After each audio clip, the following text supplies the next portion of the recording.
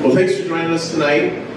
We are here to have a panel with some experts, I would call experts, on local business and our local Olympia economy, and we're going to have a discussion.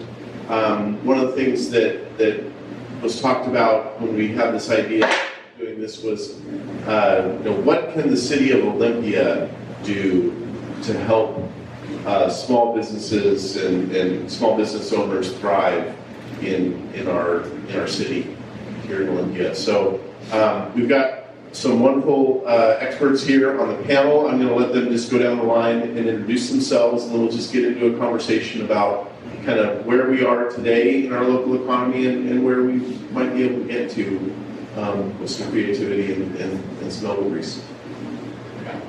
Hi, my name is Robert Vanderpool. I'm on the Olympia City Council. I'm running to retain my seat this year. I'm a West Sider. I've been living in Olympia for about 9 years. I love this city. I am hoping that we can continue to grow our economy in a way that is uniquely Olympia, because what I love about Olympia is that our small businesses are so different than any other town. So many other towns only have one of these businesses. We have dozens and dozens of them. I love that about our city. Thank you very much.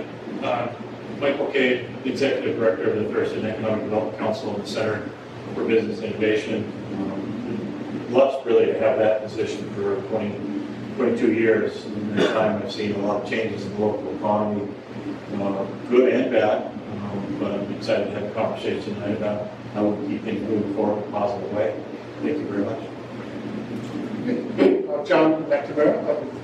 I'm co-executive director of the Northwest Cooperative Development Center, and that's support to small businesses in the area. And our business owners see something to their employees or their consumers in this succession plan.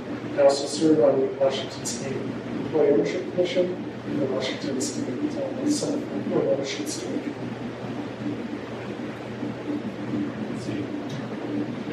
I'm Becky Lawson. We own a restaurant downtown located in Maple, and we've been open for a year. We've lived in Olympia our whole life, generations, many generations, specifically in the Boston Harbor area. So, but we, yeah. This is my son.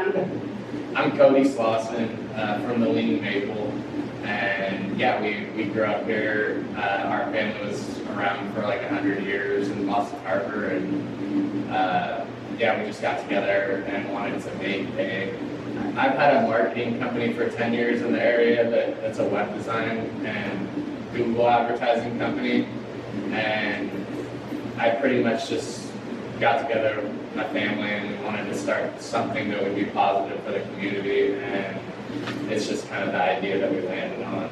And yeah, we were fortunate enough that it's gone really well. So yeah. Sure. So I have a couple of questions written down here, and we'll start there. I'm kind of just going to let this conversation go wherever it is, but the first question, and it's really open for anyone to jump in and take, but based on your background and experience, how do you think things are going when it comes to small business in Olympia, and where do you think we're going? What do you see the future of small business in Olympia and in the local economy?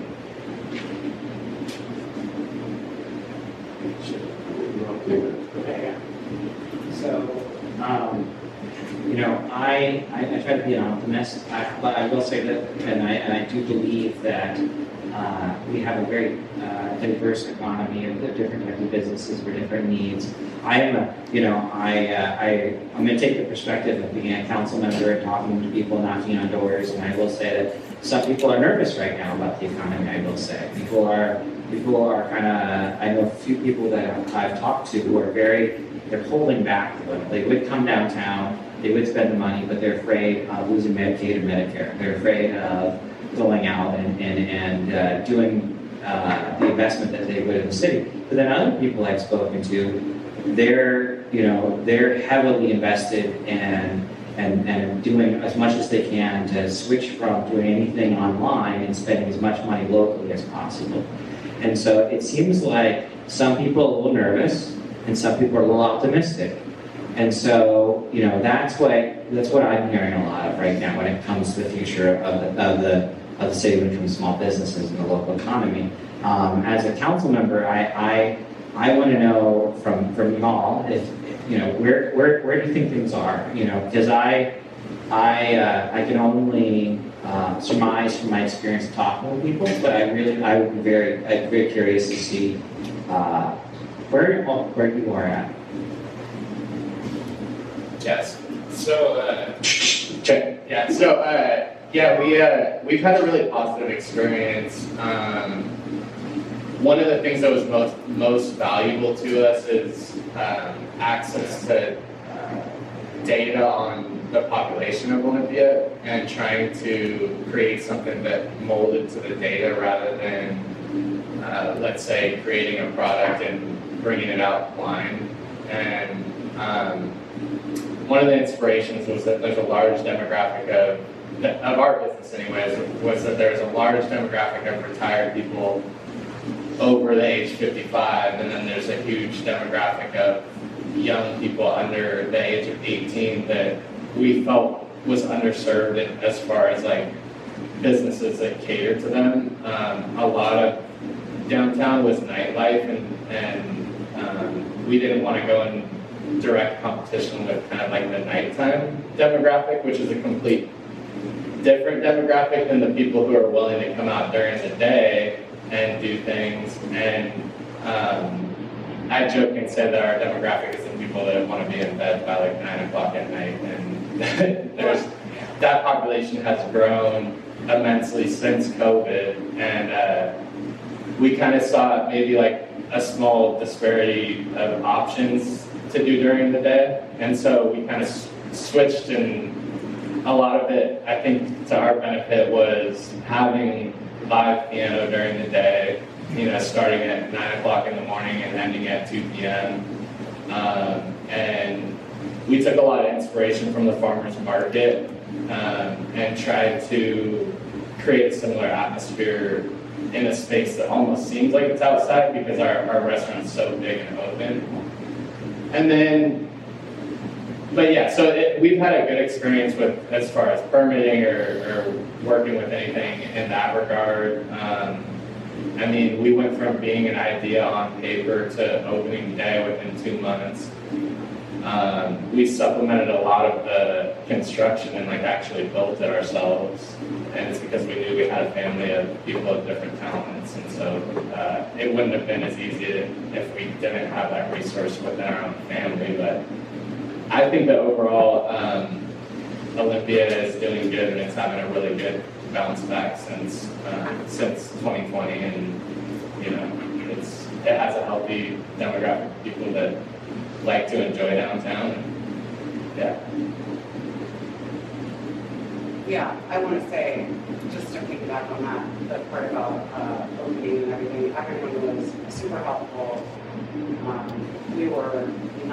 This is not our past experience. We had no past experience of owning a restaurant.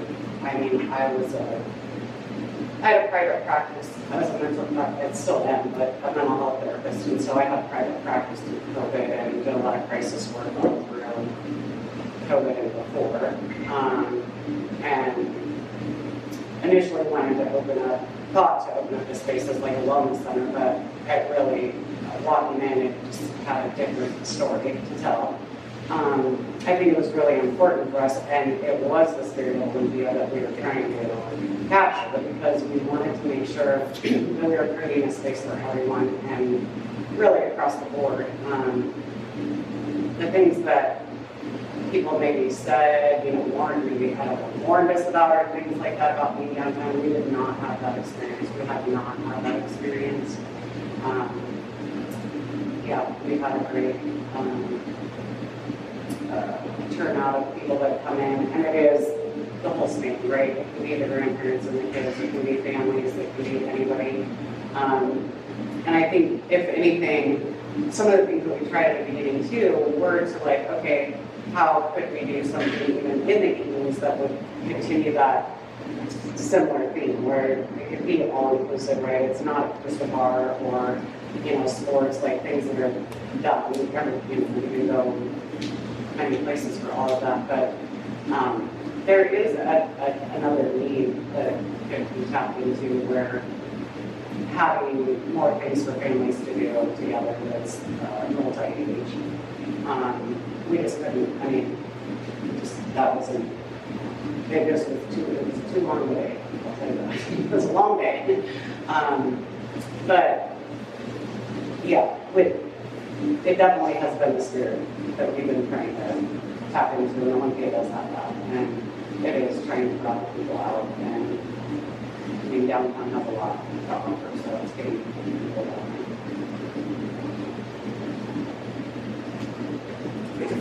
It's Well, great question. First of all, congratulations on your business. That's good news. A lot of grit there, and a lot of hard work. It's interesting. The question, Mike, obviously goes back to how the economy in Thurston County and Olympia has changed very dramatically over time. When I first showed up in the early 2000s, 60%-ish of all wages earned in Thurston County were in the public sector. So we were government. That's the way it was. Closed up the books last year in Thurston County, about 64% of all wages earned in the private sector. So you got to start asking yourself, well, what's changed? What's happened? And it really is an entrepreneurial spirit that's moved forward. So I'm optimistic about the status of the economy and small business in Thurston County. I'm also pessimistic. There's a lot of choppy water out there. But the good things is that it meters very, very well. In fact, it's strange when you look at the national data that comes forward every year. We track these things, and we're always kind of curious. How do we measure up against the government? Well, 2 years ago we started measuring against national numbers.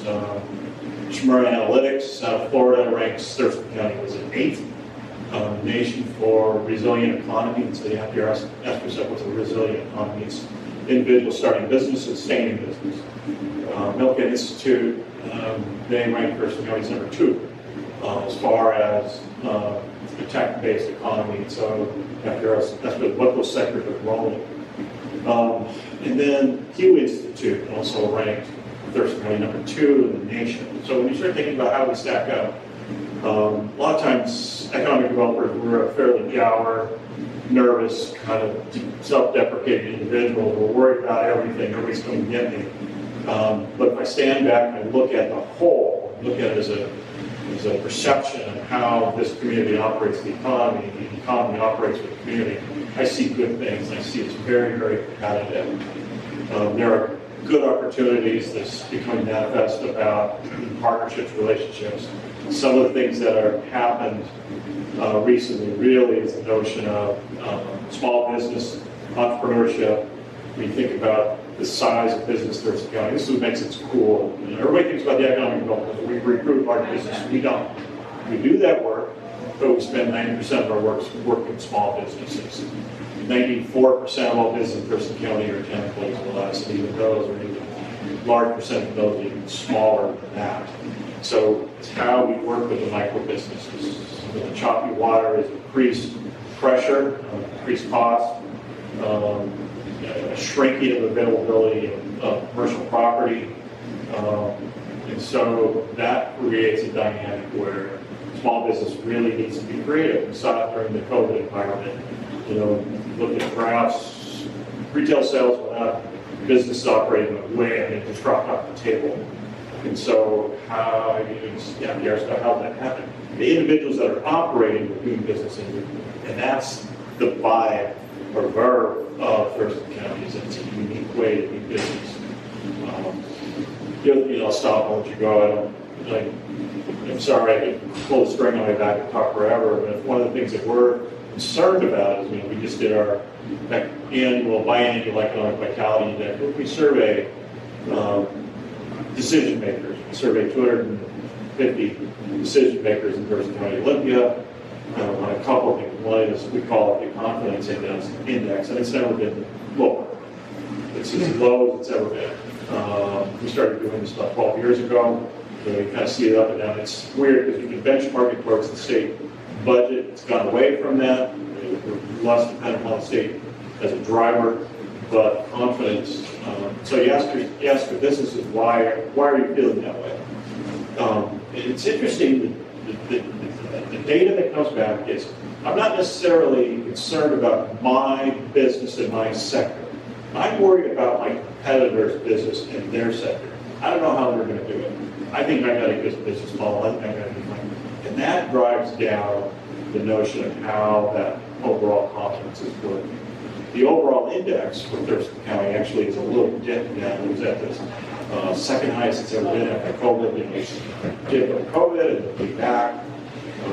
But now those numbers are starting to drop down. So I'm a little bit nervous and really have to pay attention to how businesses are absorbing costs, new regulations.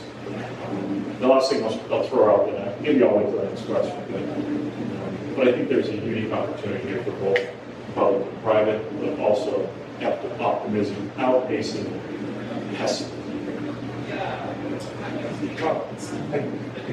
Following is going to be hard, but I don't have as much to add. I would say that for the most part, things are going well in the local economy. There's a lot of opportunities, I think especially for the work we do. People are seeing, because of some successes, succession planning is a lot more dynamic because family members who want to take over the business. There are other opportunities. Traditionally, or reports from one of our national partners, Project Equity, suggests that only 20% of existing businesses will belong to the new generation of ownership. Some of those are just not going to because they're so rooted in the individual owner of the business.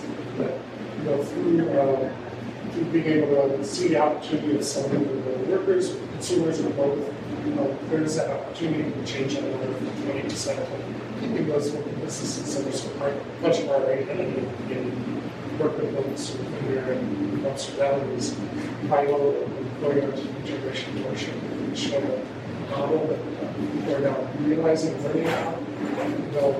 So I think that's part of it. I do myself a little work, and I drive around and see a lot of empty retail space. It just seems to sit empty. And some of the conversions we've done, I realized it reminds me a little bit of Madison, Wisconsin in the 90s, where it went from a Sleepyville college town and state capital to suddenly we had all these empty buildings. The building owners were simply burning property. We weren't willing to rent out unless they got exactly the pricing right. They were waiting to get TIF money to do their big giant redevelopment of taxpayer dollars, and they will change. And that's kind of what happened. Hoping that it makes a change, and now it's just downtown, the giant buildings and which is what everyone said was going to happen. But I'm a little worried what could happen with it, because I think keeping the local charm here is why a lot of us are here. And I think that's something as we talked about is how do we keep a thriving economy and also keep the reason why people want to do it. Just by saying that, I happen to be here seeing the week that CDG closed for business, right? And I think I'm aware, and she was talking with the owners as they were doing stuff. They said the reason they're closing is they lost their lease because all the new neighbors that came into the neighborhood said they were making too much noise. So the most iconic bar in the country, and the reason people moved to the neighborhood, they didn't fill the lease. And I would hate to see stuff like that. Yeah. I heard a couple of things from each of you that in my mind, they're connected, and so I want to go off script a little bit, pull on a thread. Michael, said that the confidence index has never been lower. You guys said that folks, but you're confident and you see good things in the economy locally, and people ask you, why would you do this? Why would you open a restaurant? And I told you all these horror stories, but you didn't experience that. We've got all this great economic news about Thurston County, second in the nation in a couple of different metrics, and yet we see the empty storefronts, and there are business owners that are struggling. And to me, there's a disconnect there. And maybe some of it is simply perception, maybe the economy, I'm speculating here, locally is stronger than many people think. And maybe there's a bit of a marketing to ourselves in this community that can happen to help people understand that really maybe the story is better than some of us think, or some people are responding to the confidence index. And like you said, people were confident about their own businesses, but worried about everyone else. And that seems really interesting to me. And I don't know if you have thoughts on that, but anyway. You mind if I jump in? Well, I just wanted to speak to that specifically because initially it was more, I was thinking, you know, with the cafe being more reflective, right? There's already businesses that exist in downtown, like Sophie Scoops, Amber Goods, like all these different places, Old School Pizza, all of that. One of the things that it's been really important to us is to be more inclusive. I mean, we serve Amber Goods coffee. So we're doing Golden Crowd, we have local, the teas are at Encore. So instead of looking at other, I guess, vendors as competition, we've been more inclusive. So anything that we can do, then we can give back. I mean, the plant place, Underhill Plants is right next door to us, things like that. Yeah, they got busier given the traffic that we created at the restaurant. So that's always been really important to us, that we weren't trying to come in, I guess. It is. And more of that would be good. I mean, creating more collective, because then it is the common goal to increase the economy, you know, and the safety, all the things that downtown would be, right? And not having a Chipotle or a IHOP or a whatever, you know, moving into these places, because I think that's also something that happens that you were talking about with, you know, people getting pushed out of the area. It's like, well, yeah, because you can't be Taco Bell, you're not going to, you know, so some of that, but it's then, you know, but it's not impossible, and yeah, I mean, I don't know. There's a great point, absolutely great point. In my world, there's economic drivers and economic supporters. An economic driver is new dollars coming from the region, and you can use those to do good things. Economic supporters is that buy local, dollars get circulated. One of the things that separates us, I believe, from other regions is that we have a very strong economic supporter community. The buy local is wonderful. We've done some things to kind of make sure that the food system is strong. We saw that during the early days of the pandemic. It closed, but there are local markets that vend to the community. And there's also an outside driver of individuals that come here to participate in our economy, which doesn't happen everywhere. You think about the hospitals as an economic driver. Normally it's an economic support, right? It's a buy locally, and it's like people in the hospital. Actually, they bring in patients from outside the region. Those dollars get spent. So we're starting to see that at the local small business, medium-sized business level. Come here because I'm going to drive up from Aberdeen and go to Maple. You know, that doesn't happen all the time, but it probably happens enough, more than we as locals realize that. So it's a great point. It's really kind of got to see where your cash is coming from. It comes from different places. Thurston County specifically brings in those different dollars. This reminds me a little bit of my thought process on vacancies in downtown and trying to think of ways in which one business being filled in next to another business being filled in next to another business filled in drives the other businesses that you're talking about. So you're talking about Underhill and all the businesses next to that. And I think of that as a council member is that there are certain streets that will walk up and down all day, and there are certain streets that will avoid because there's nothing there. And so for me, I think of that foot traffic as a council member. I think of the physical space and filling that in and driving some of that business. Because, you know, I think the term that is used in urban planning is fabric of the downtown, the fabric of our city. should be continuous so that people could potentially walk for a long time and not realize they're walking for a long time because there are all these different shops and places to go, right? Placemaking in the downtown, which is part of the downtown strategy as a city, but also the strategy of the port is to try to create placemaking, try to bring people into the downtown. But on the other side of it is thinking about, we want to make sure that that meets what people want of Olympia, right? That's the identity of Olympia. You know, we have a lot of blocks that are just empty parking lots that aren't really filled as much as they should be. You know, we want to have buildings there, but we want those buildings to meet the culture and history of the city. So there's a little bit of balancing to that too, I would say. I wanted my daughter, she helped us early on, get the cafe open, and she's another person that we're working with, like you already found, is out in Boston Harbor, so we're gonna be, certainly, Washington doesn't grow everything, but seasonally, we will be able to get our stuff locally. Prior to that, she worked at Arvidas, and she throws pottery, and so she was teaching classes there, and one of the things that came up in the process of opening the restaurant was there were a lot of people doing art that did not have access to space, which kind of goes along with art swapping and things like that. So that's just another thing that we add to our what we do at the restaurant is we have local artists that come in and paint on Saturday and Sundays, and they just sort of do live demonstrations, stuff like that.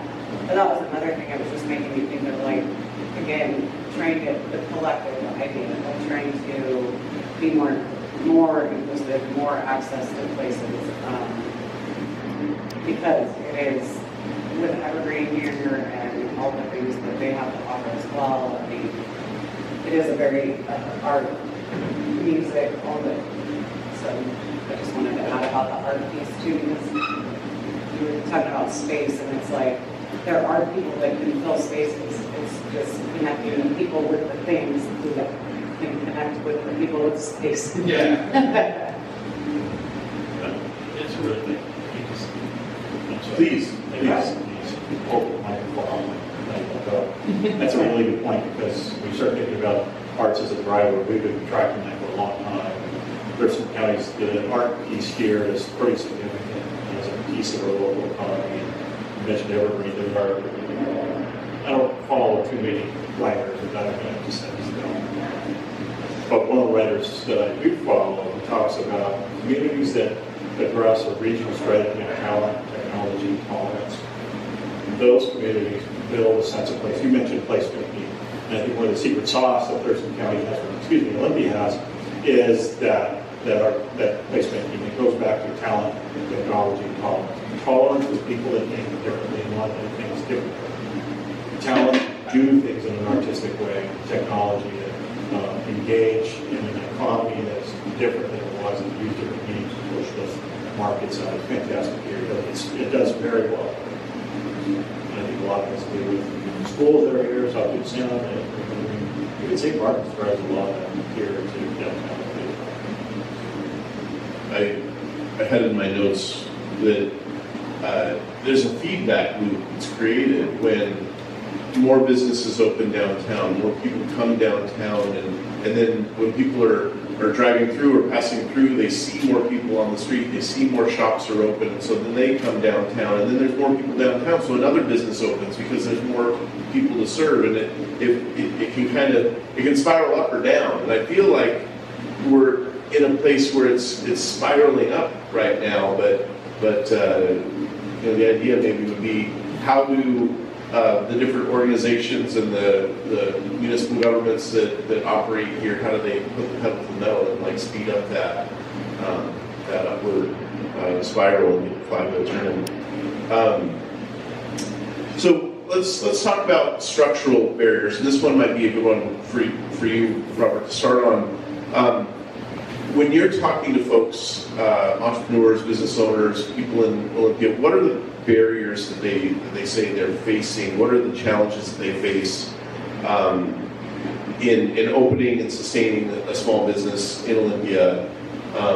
Understanding that downtown Olympia is really the downtown for all of Thurston County and maybe beyond. And what are some of the ideas and things that maybe the city could do to help address those challenges? Yeah, so we have the Olympia Strong plan, which we've had for many years, and a lot of that has to do with everything from jobs training to partnerships in the community to looking at things like the vacancies we just brought up. We're talking about how do we as a city get the foot traffic? How do we as a city like even think about having enough people living in the downtown so that those people living in the downtown travel to the businesses and serve the businesses in a way that they can be almost self-serving as their own kind of economy without having to go outside of the downtown. So there are multiple layers of that. But I think about I think some of the most important parts of that are the partnerships, though, because the city itself is very limited in what it can do. I always remind the local government, very limited budget, very limited amount of staff hours. But I do think of things like right now we just sold the Plum Street property. Sparks and Island tried to build a convention center downtown in an area where there's not a lot going on over there business-wise right now, right? That could help bring in opportunity. That could help a lot of development occur over there. So for me, I think that the opportunity as a city means planning. It means listening to those businesses that are in those areas, but it's also about thinking about what are other cities doing too, right? Because we as a city, we don't have all the answers, and I think some of the best ideas just come from those conversations. And that's part of why we're having this conversation today, is to hear ideas, hear where we are, right? I also think to the question is, what about the businesses that didn't do very well and have closed since the pandemic and couldn't stay open, right? I have been over to Headless Mumpy right before they closed, and I asked them, why did we close? Right? What was going on? I talked to the owner, and they were selling some of their beer in Olive and Seattle and other places. They were starting to regionalize. And I went, why is going on? They were struggling because the rent went up underneath them as a commercial space. They were struggling because they were still paying off their initial loans, federal loans, and moving would require so much money because of all the capital investment of installing it in the space, because they had to put all that equipment in. And so they had to choose to close, and so they're going to have to pay off those loans years after the business is closed, which is a real struggle, because businesses that close in the community that don't stay open, I believe in the idea of them coming back in the future if the opportunity is there.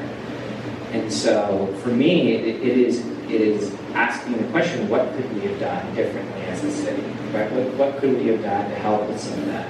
And I think that the co-op question is part of that. I think that looking at ways in which could the city have had emergency funds sitting around? Could the city have helped with the lease? Could the city have looked at, even learning from what we've learned with the tenant protection questions? What could we have done with the spaces, right? So how could we have allowed the owner of the space, work with them to find ways for the business to purchase the facility? So there are lots of things that we could have done as a partner. And so I'm always thinking about that. It's a little bit of just run of the mill of it. But I would like to know about, particularly when we're thinking about this, what are, for the rest of you, I'm wondering what other structural barriers you've ran into while talking to businesses, right? I'm also very curious about some of the, I used to go to burial grounds quite often, and they had to close. So I'd be very curious to hear what could the city have done, or not done. Part of it is, it depends on the sector people are in and what they're doing, and understanding the marketplace. I personally think it takes too much offense on it. We bear the biggest problem is that the market for coffee really needs to be having a cafe that doesn't open until 10 is just not going to do as well. And I wish my own life, because I was talking about it with a person, and they said, you should have told them they should treat a warning for MOUR. And I thought, wow, we're right behind the other. But, you know, that's, you know, so I think something that's specific to the business itself. I would say the structurally low, the access to credit, of course, is always a huge one. It's very hard to raise money. You know, we had a business in Ballard last year, Cutterberg, it's the lowest tavern in Seattle. We decided to close. Our manager and staff got together. They were able to raise $60,000 in like 2 days through crowdfunding. Most businesses are not that flashy when they can just ask the customers to put money in. Most businesses that are being raised, they're going to have to have some sort of revolving loan fund. But one that I kind of want to mention that's a little deep part of thinking about it. This goes back to my life in Madison, Wisconsin. I worked for a taxi cab and Madison was on it. This was so all the public transportation was perfect if you were going through the corridor, which was basically east-west. If you were trying to go north-south, forget it. So if you don't have your own transportation, having any sort of economic activity north or south of the city just is impossible. And I would say this is the same thing. I think that if you're on the east-west corridor, there's all these nice little pockets. I live on the west side. I'm going to walk distance to 2 grocery stores, 3 block, grocery outlet. You can walk to get almost anything I need through the stores that are there. And if I need something that, say, I'm going to have to go towards, you know, the name of the street, down by 101. It could be an hour and a half trying to even on the buses and getting transfers and stuff. And so, you know, I have access to a car, but people don't. So they're kind of cut out of that. They're not living in that along eastern Texas. And so I think thinking about public transportation, you know, that's part of economic development. It's something I could say about cities generally, because we're a car culture. They assume people have cars, people without access to cars, especially those are space, especially people with disabilities, so people without access to a car. I really appreciate that because public transportation is kind of a very important thing to me, especially when it comes to the city and getting to places, right? As you're saying, I would be very interested to hear to hear a little bit about how everyone feels about the idea of having more of those needs closer to home, and when it comes to a business, where if you could get from your home as a business owner, if you can get to there easier. How do you feel about parking downtown, for example? You dropped it. You said it. I didn't say the P word. Parking You is said it downstairs. literally the single most valuable thing that can change about the city. I will tell you that right now. But secondly, and I do want to piggyback because you're talking about public transit. Our staff cannot get to Lee Maple earlier than 7. There's no buses that run. Well, And they live literally just on the west side. And what- So the transit system is not. one of the biggest things is the parking rotation rule where it's like You gotta they can change only your car park every for 3 hours. you have to go out periodically to change your car every 3 hours. We've had multiple employees that have gotten their cars booted, towed, all the things. People have like $1,600 in Parking parking tickets. tickets, and I mean It's not. and it's very like aggressive and Yes. not inviting. It's like Yes. I mean, I've even covered parking tickets for some of our customers. Like I've pulled money out of the till and been like, hey, Because, sorry. And no, and we, yeah. but I mean, I understand that there's value in parking, and I'm not completely saying like No, I- scrap it, but there are some rules like the rotating of the parking The vehicles. spaces, the vehicle, because literally that means that they have to our employees set alarms every 3 hours and have to like stop what they're doing and go out and like move their car, and it's just it becomes harder, and then the cost gets put on the employees. And yeah, it's hard. It's hard for them. I mean, we figure it out, but it's coming from the people that are working there and, working, minimum wage, and it becomes tough for them, Well, and I want to say probably, we have 15, 16 employees, probably half of them take the bus. So, but we can't, in order for us to adjust hours, which is another thing, just like you said about burial grounds, it's like, we've been talking about that too, because there's other places in the vicinity, I think, Indians and all, like they would be open at 7 or 8, but we would have to have staff in, and that would go to, we can have time to work and all the things. So, there are some barriers with the transportation stuff, but, to go back to this, another thing about equitable playing field, that is,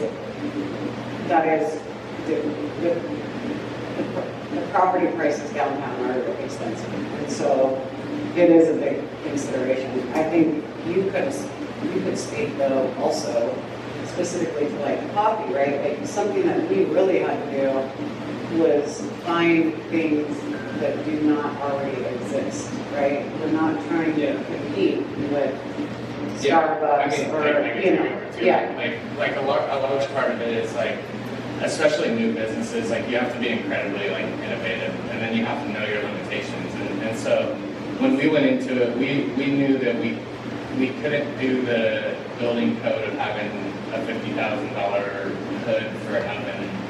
the kitchen. And so our entire restaurant then was built around that limitation of having all over the counter like wall irons, and that's a way that we kind of like worked around that part of it. And but you have to, before you even start the business, you have to know about all those limitations. You have to know like what the actual cost is, and a lot of people go into it without the proper research on data of who the demographics are in the area, and then they don't have Who's the competition? they don't have the proper costs worked out either, so it ends up being way more. But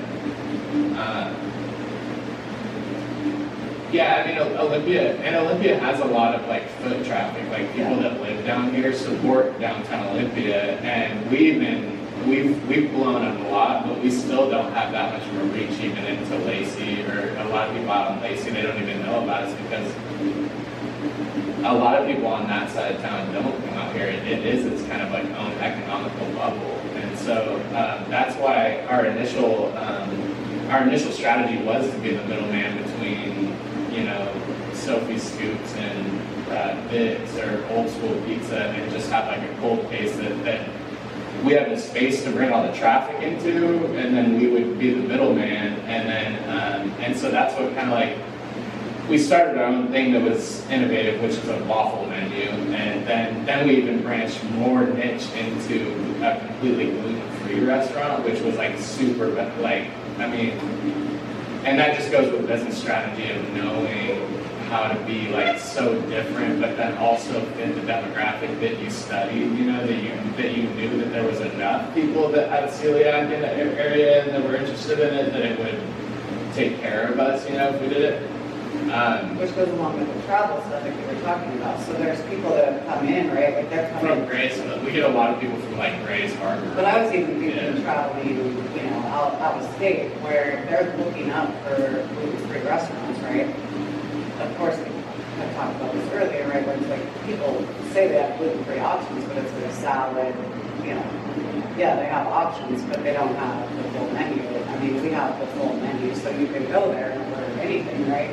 And so, there's been people that have come in from out of state that they specifically are searching for that. And not to get too specific about that specific strategy, but what it came from is knowing the data. Like you have to know who the people in the area are, That's the reason why, a strip club doesn't open up down here, or like a nightclub, like a crazy electric dance club or something, because they don't understand the demographic of Olympia, like that it is the art community, it is the families, it's a lot of retired people. I mean, that's a huge, like, that's one of our biggest demographics is people in like the retirement homes, like here in downtown Olympia.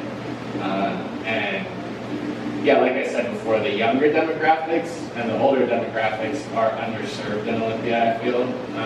There's a lot of like the 21 and, you know, 21 to 35 kind of thing with you know, breweries or, you know, bars and things, sports bars, and the whole strip, like Fort Bath strip kind of caters to that, like nightlife and everything. But yeah, you just have to be a knob to be in business, really, and you have to know what, like, the data is what gives you the sight, though, or else you just shoot blind, you know. Michael, I think that this is kind of teed up for you right there, talking about data, talking about people going into business without knowing all the information, and yet your organization does so much work with small business owners to help provide the support and help them understand their business model and to build a plan that's execute ideas and talk about maybe some of the resources and opportunities that exist to help people get through those challenges. Really, very eloquent of the issues that they're dealing with. It sounds like they've got a good plan moving forward and sticking to it. Thank you for the question. And I hate to be kind of a guy crazy. His name is literature, right? I should know numbers, right? I should be able to write about numbers. But I haven't confirmed this, but I think this is a true number. I've heard it from 5 different places and 6 different sources. If you add all the regulations in Washington State that businesses have to deal with, in all sectors, it's 44,700, about 44,000. And if you look at the surrounding states, most of the states, the western half of Mississippi, their average is 7,000. So when we're talking about business startups, I think one of the things that you asked the question was structural barrier. That is a structural barrier.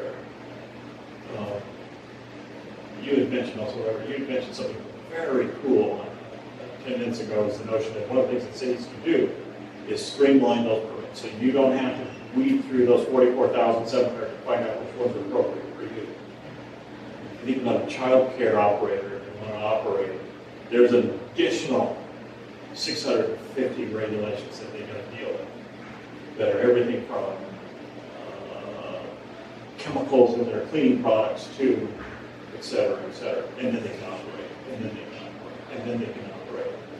So the structural barrier for a lot of businesses is understanding that pathway forward to turning dirt or opening the key in the door to bringing in a customer so they can start that business. The other thing that cities, a lot of communities kind of forget is that the relationship between partnerships of creating multilingual access points. We've done very focused work on how to ensure that the Spanish-speaking population has access to business and technical assistance, provide all their resources in writing, so they're not, it's just stacked up against them, right? We can start removing some of those barriers or knock them down. So, we'll deal with that. But the structural barriers are there. One of them also is access to financing. We talked a little bit about the financing to make sure that business have an opportunity to go to that next generation. 70% of businesses in Preston County are closely held. That means at some point in time there has the decision, they're going to decision. Do I retire and close the business, or do I retire and get it and sell it?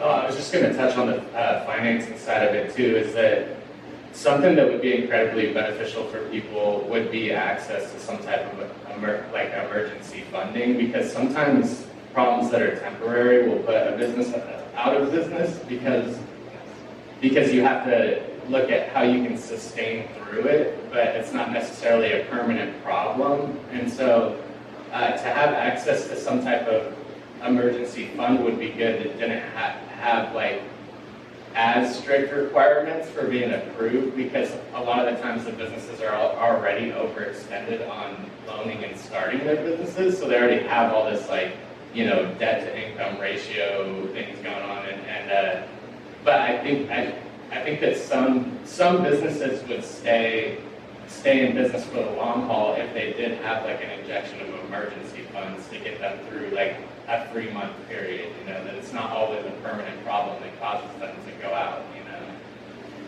The access to credit or access to capital is a huge part. We during COVID, I had to go back to COVID, sorry, we got it. We pushed out $25 million of direct access emergency grants. So those are grants. Those aren't there anymore. So one of the things that I've heard Robert talk about in the past, and really is the notion of CDFIs, community development finance institutions, and how we can gain access to it. There's a couple in Thurston County. The Chehalis Tribal Loan Fund is a CDFI. I think it's America's Credit Union, ACU, is a CDFI. But also Harborstone is a CDFI. But we need to make sure that those CDFIs are known. Because some of the CDFIs are focused on a very specific demographic. It's a question that I would have to Robert. I know you've got some thinking, so it's kind of a softball question.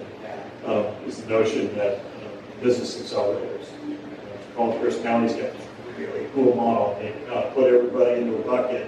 Client goes in and they kind of self-select where those resources are. The city kind of marshals that through. They talked about that. I'd love to hear your thoughts about kind of an accelerator. Yeah, so part of that conversation is right now, the city, we're having a conversation about business identification tax, changing it. And so part of that is zeroing it out, but the other part of it is for the bigger companies will be able, if we went from 0.01 to 0.02, we bring in $2 million, $2.7-ish million a year. Part of that money, I have been pushing for is to fund it into a program like that for the city. Like, because if we're going to be looking at the future of our local economy, and we're going to, so zeroing out that B&O for those smaller businesses, you know, putting them in a place where they don't have to pay the business occupation tax. But then for the state has its own thing, but for the city, and then taking that and using it to just as a grant program, a nondescript grant program to help those businesses go through these needs as they go through them. And especially if it was like, as you're saying, they maybe going through a period of time where they have to go through a tough time period, or it could be just the startup, right? Because the startup period is shaky. In my own life, my stepmom was a florist on the East Coast. It took 7 years to pay off her initial loans because of the changing demographics, and she had to move like twice. So I mean that happens all the time with businesses.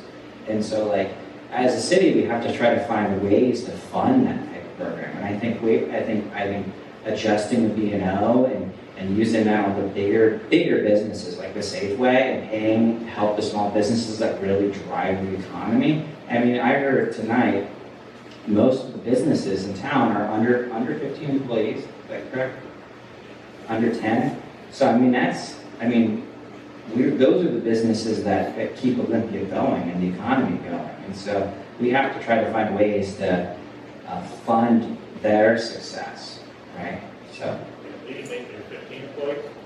Yes, Or a big business? I mean, we've been high as 20. We've been as high as 20 employees, but we're at about 16 right now, yeah. But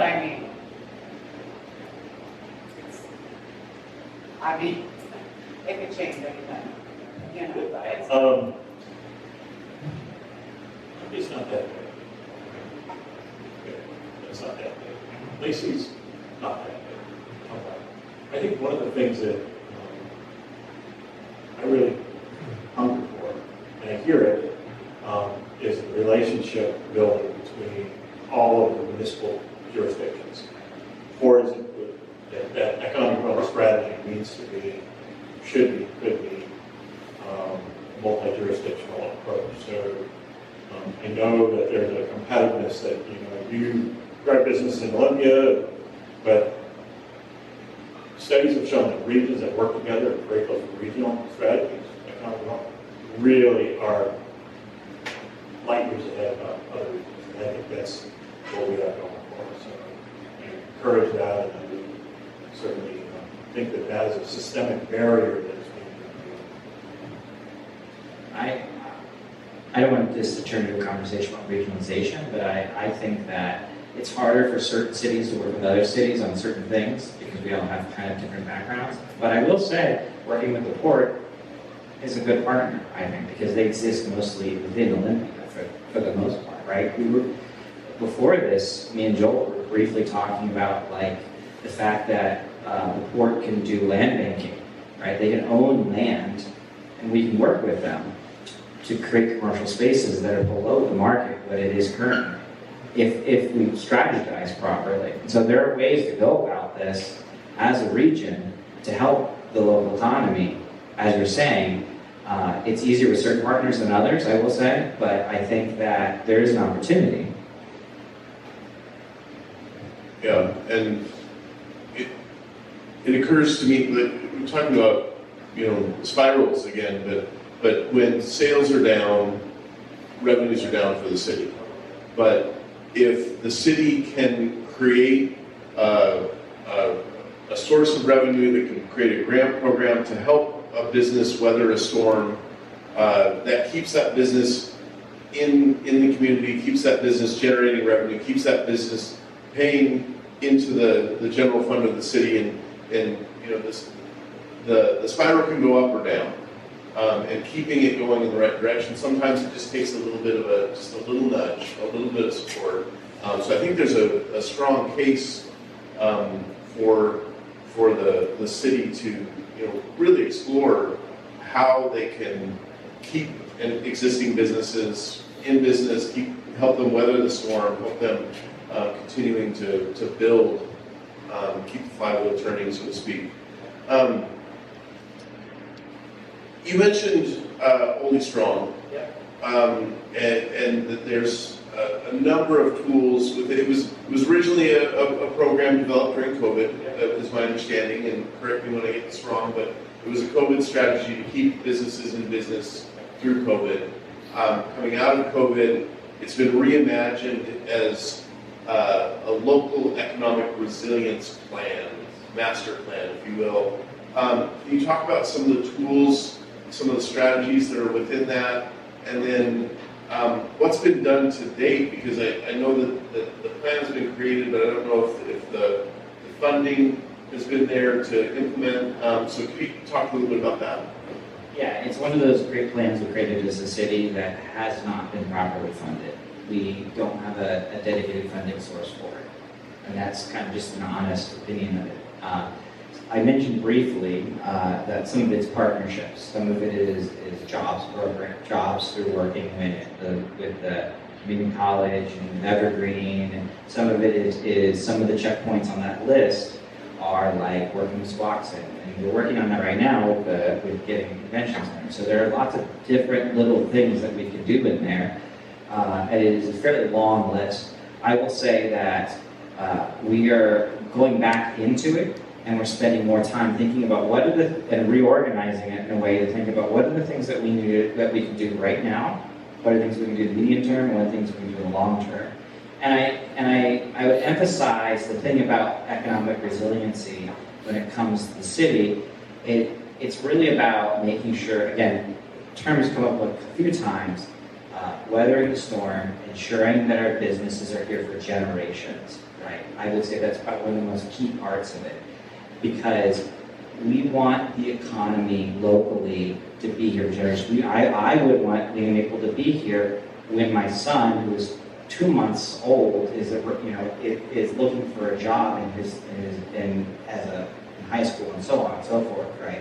I want it to be around here for a long, long time. And so as a city, we have to put in those parts of our strategy together so that, there are the funds aside during a rainy day, that we do have a tax code that isn't regressive. Part of that is some of that's barriers that we have to deal with the state, but as a city, we have to try to think about the long-term goals of the economy. And I think that would be, that is the ultimate goal of Olympia Strong, is to ensure that we as a city will continue to move forward through it all. I don't know if you answered your question, or I just kind of gave you the pitch. Another thing that caught my attention earlier in the conversation was this idea that my parents' generation, the baby boom generation, is getting to an age where they're looking to pass on their businesses or sell their businesses. I know the average age of a farmer in America is above 60, and farmland transfer is going to be one of the largest transfers of wealth we've ever seen in this country. Businesses, it's the same thing. The work that you do at the Northwest Co-op Development Center reimagines who it is that can receive those businesses and keep them going for generations. Could you speak a little bit about some of the different opportunities or maybe examples of where a business was closing and rather than selling it to one party or transferring it to maybe the kids didn't want it, but the employees could take it over and build a cooperative business that lasts over time? Yes, so there's two really good examples here. One is Urban Books and the other is American Bakery. So Urban Books was stronger actually in 2019. And they came to us and they were talking about what to do. The owner was ready to retire and was tired. So we started working with them, and for them, a big part of it was making a solidarity co-op. So solidarity co-op is where consumer owners and worker owners, because the workforce was only 5 to 6 people in the workplace. And those workers would probably have a hard time being able to, one, raise the capital needed for the transition, and also, two, the governance of the co-op requires work, the place where the owners doing, so that you're doing it democratically. So that would be in addition to their jobs, they also have extra meetings. And bringing in consumers that was able to help support the transition. I think they raised around $70,000 to help transition from consumers. And then consumers were also on board. So then you get your consumers buying in to support it, and that's really would help them make the transition. We inherited the same thing. The owner was ready to retire after 45 years.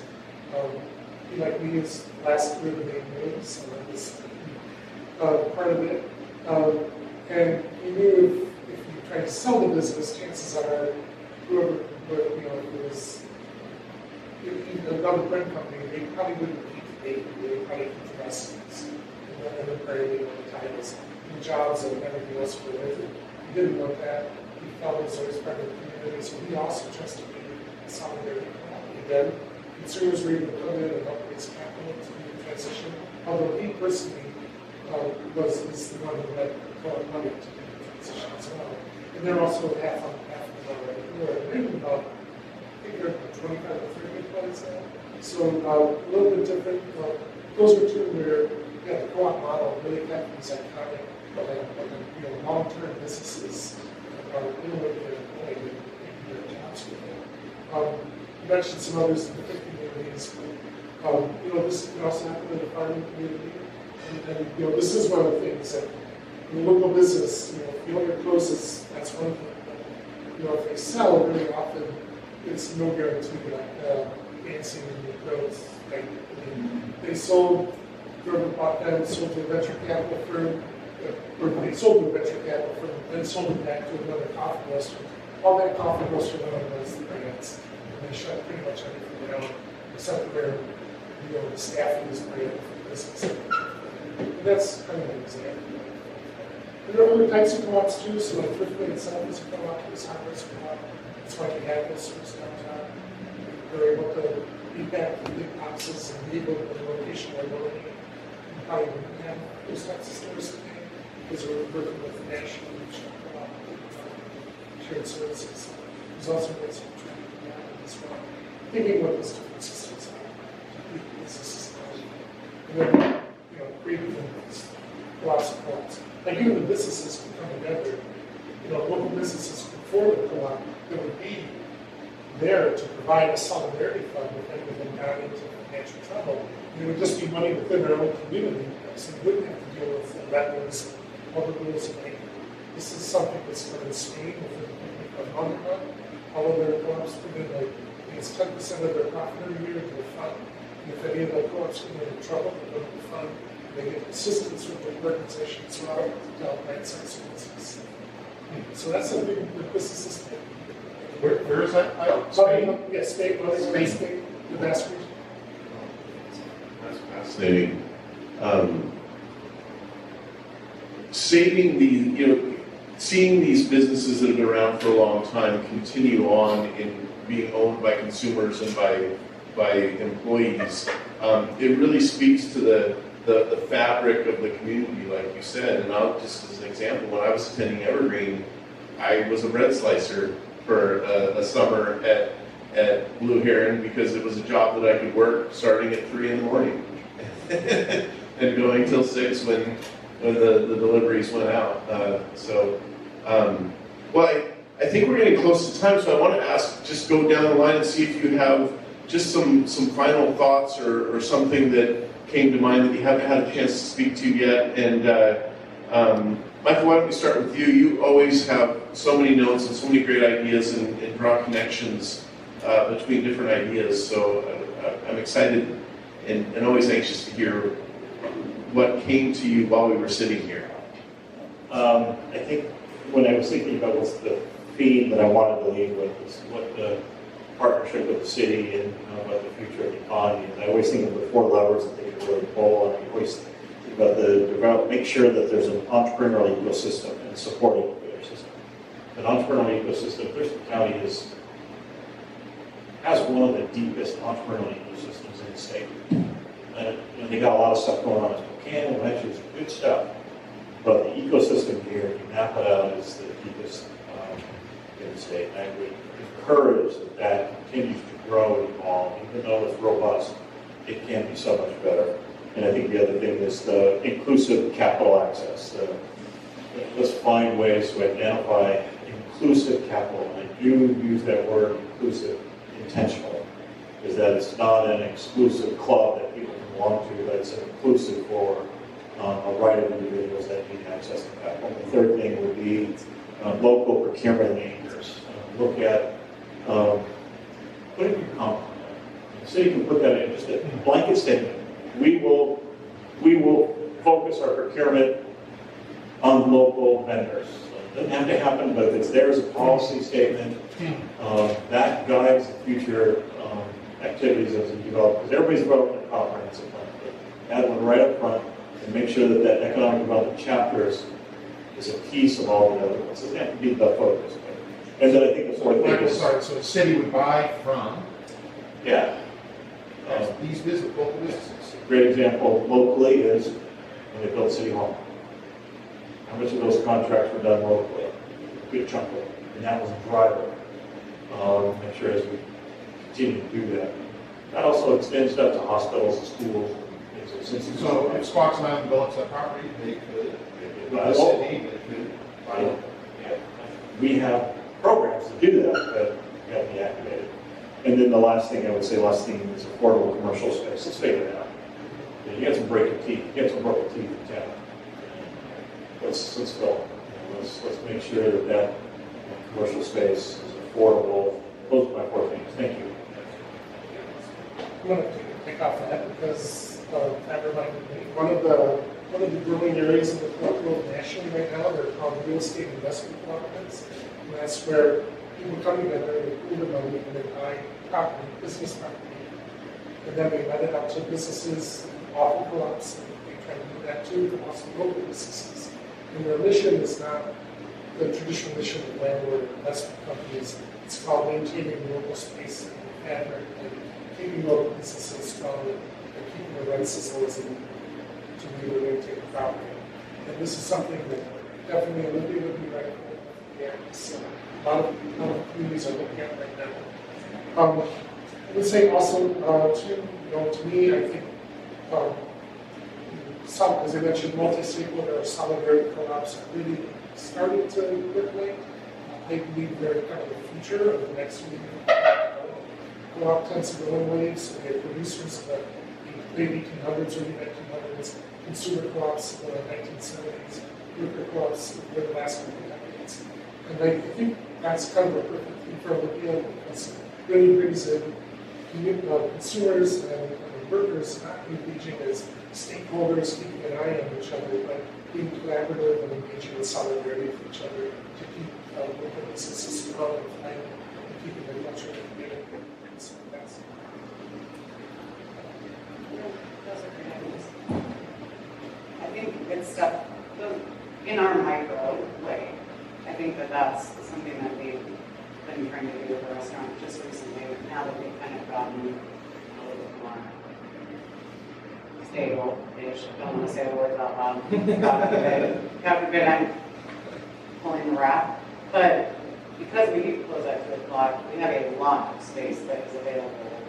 And so this is something that we've been working on too, kind of going along with what you're saying about bringing other people. I was even joking about, geez, another restaurant could come in and do dinners, right? Like something like that.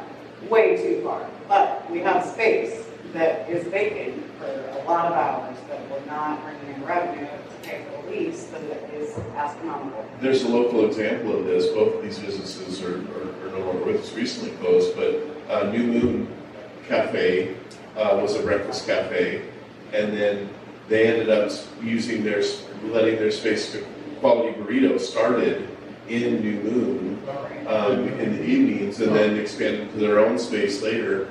But and those businesses were successful for a long time. And so I think that's a terrific idea, and then there's it's a trail that's been blazed here when we get So then it's a community petition. get it back. Yeah. Well,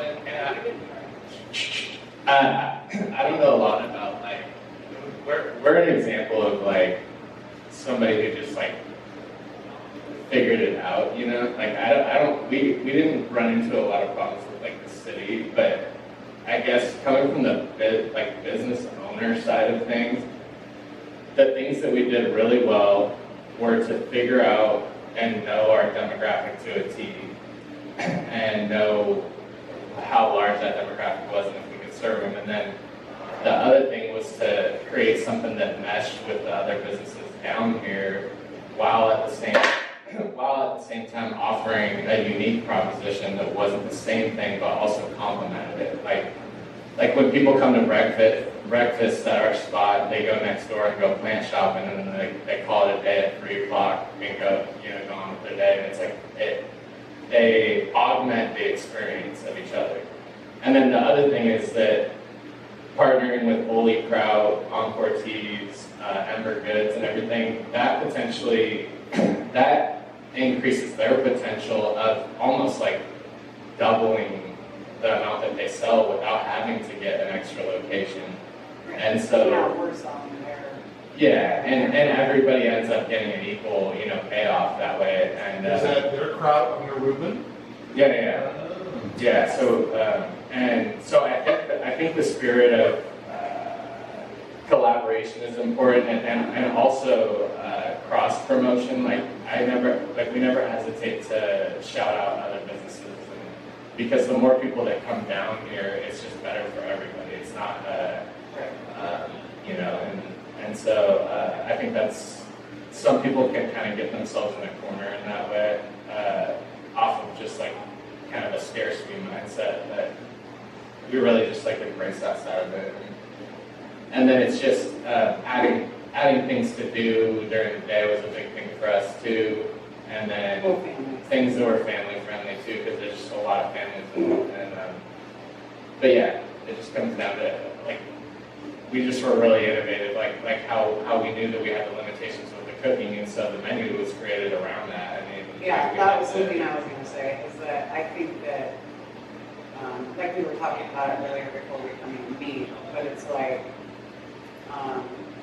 people might look at the taco trucks, right? Look at how good taco trucks are. They're doing, so I'm going to have a taco truck. But it's like, now there's 10, 20 taco trucks, right? So then, how do you, Yeah, it's if people are coming into it that I have a thing, instead of there already is a thing, then that's the difference, right? And it kind of goes along with augmenting the neighboring businesses, like Right. figuring out what would fit into the slot. Right.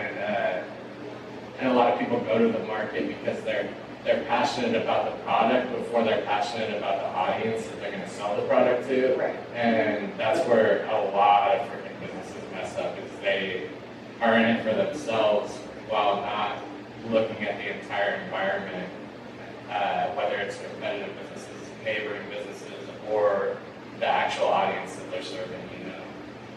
Well, and I mean, our food is good and all of that. I mean, that just wasn't the point, though.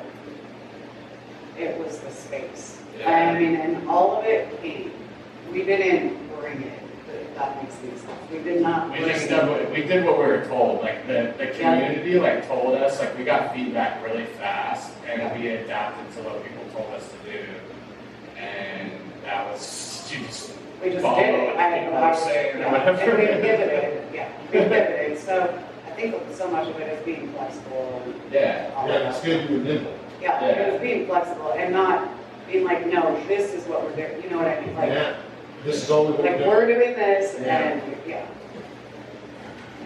So, I really appreciate all you coming out. I have learned quite a bit, and I have a lot more to even look into, right? There is,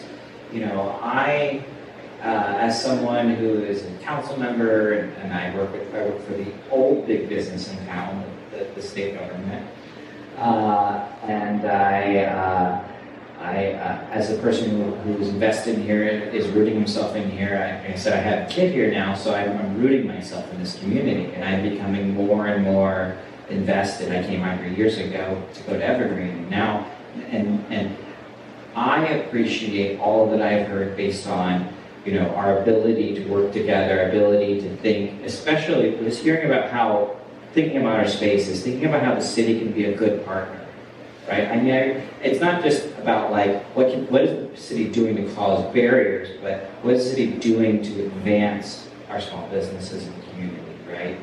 Because that means like having the funding aside. Building the downtown parking garage that people have been asking for years to help alleviate some of that stress, right? Trying to find ways to have, for example, as had come up a few times, finding ways for the bus system to run a little earlier in the morning for our business. I've actually heard that from some small businesses downtown also telling me the opposite issue where they weren't running late enough for the workers. Yeah, it goes both ways. So we have to think about the holistic economy and how do we as a partner help the businesses and people in the economy operate, right? And even little tweaks could make a difference. And so I appreciate everything I've heard tonight. I appreciate all for y'all coming out. So thank you. Excellent, thank you all. Roaring applause. Thank you. Applause.